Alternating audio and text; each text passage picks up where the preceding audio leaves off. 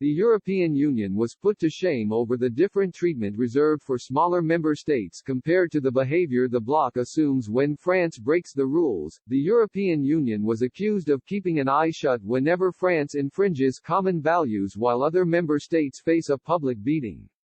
Hungary and Poland have faced bloc-wide backlash after refusing to give their support to the common budget following the introduction of a rule of law mechanism. Dutch MEP Dirk-Jan Epping told colleagues in the European Parliament, Poland and Hungary are blocking the so-called Recovery Fund. I can understand that the EU is using the rule of law as a weapon against these countries as a form of blackmail. You only get money if you obey the rules the EU lays down for you. There are problems in all countries, including Poland and Hungary. In France, we saw the use of violence against protesters and nobody raised the rule of law in this case. There have been problems in the Netherlands as well with people being prosecuted without due evidence, but the EU has now established that the rule of law is the Brezhnev doctrine of the EU.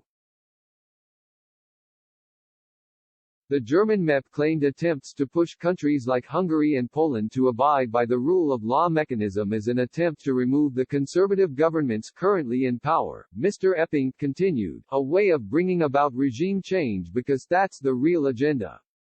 The conservative governments have to leave. That's, however, something for the voters in those countries to decide, not the EU. He added, the next generation EU is going to create a union of debt. I think the Poles and Hungarian will be great if they avoid all that debt. Ursula von der Leyen insisted that the regulation on common funds being issued only to governments that observe the rule of law would be applied to protect EU budget funds. Mrs. von der Leyen said, we are talking here about the violations of the rule of law that are threatening the EU budget and only that, she said. It is very difficult to imagine anybody in Europe who would possibly have anything against that principle. Anyone still in doubt has a clear path. They can go to the European Court of Justice and allow the new rules to be tested there. That is the place where differences of opinion about legislative texts are usually settled, and it is not done at the expense of millions and millions of European citizens who are urgently waiting for our help.